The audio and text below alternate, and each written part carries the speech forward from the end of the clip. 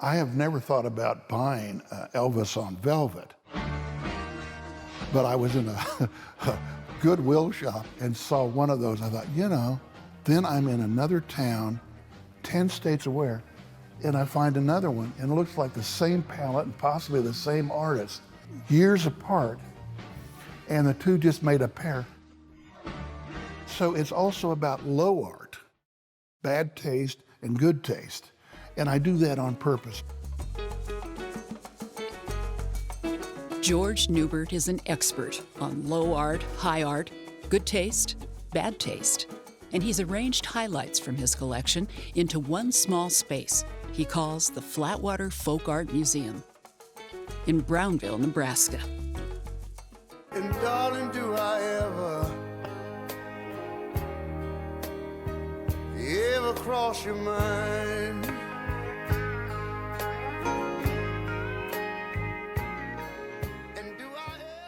Neubert spent most of his career directing fine art museums.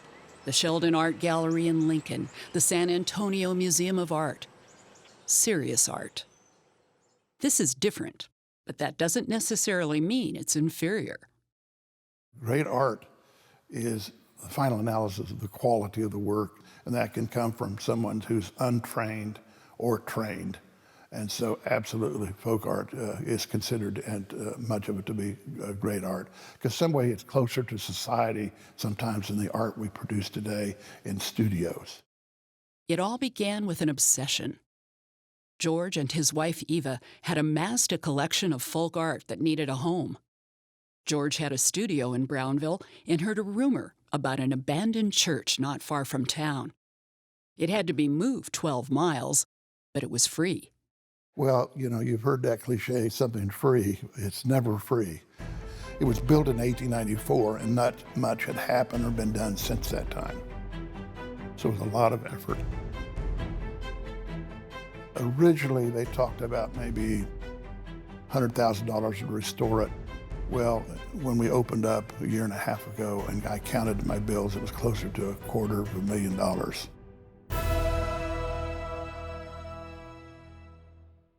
My ego wouldn't allow me to say I made a mistake. I didn't realize how much effort it would take. Neubert's vision for his museum fit right in with the look of this historic town. Brownville was one of the earliest American villages on the Missouri River, a boom town that quickly became a ghost town when the railroad left. But today, Brownville, Nebraska, population 125, is in the midst of a renaissance. And that includes a new appreciation for the unique qualities of folk art. Upstairs is one experience. Downstairs is another. This isn't your typical church basement.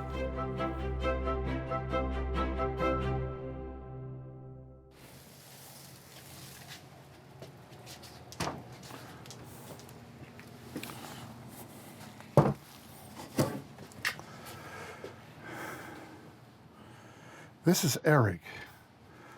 My son-in-law was coaching football in Kalamazoo, and they had a workshop for mentally limited young people. And Eric was an artist that did this thing, and this guy is incredible. And obviously this is a gym class he probably participated in. I would imagine any MFA artist in a program would be able to do a work of this quality. I mean, the great, beautiful windmill wakes we have on display, which part of the prairie and Midwest tradition. Instead of having just a steel glob of cast iron that would be a counterweight to turn that fan into the wind, they started casting animals, horses, bulls. So these were made to function, but at the same time, they brought an aesthetic to their job, and now they've become very collectible.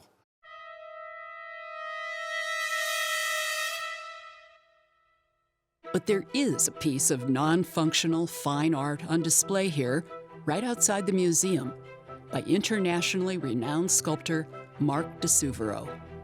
It's eye-catching, But anyone who knows de Suvero's work will see that something isn't quite right.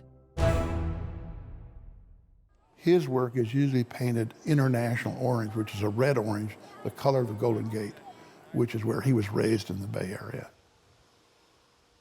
And I said, Mark, these people around here don't necessarily like modern contemporary art.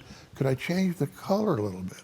I said, there is a tractor, Massey Ferguson orange. It's a little more yellow, but I'd like to paint it Massey Ferguson orange so when these farmers see this sculpture, they will feel warm and fuzzy and bring back reminiscence of them on the farm and won't be hostile towards, quote, contemporary art. He says, go ahead.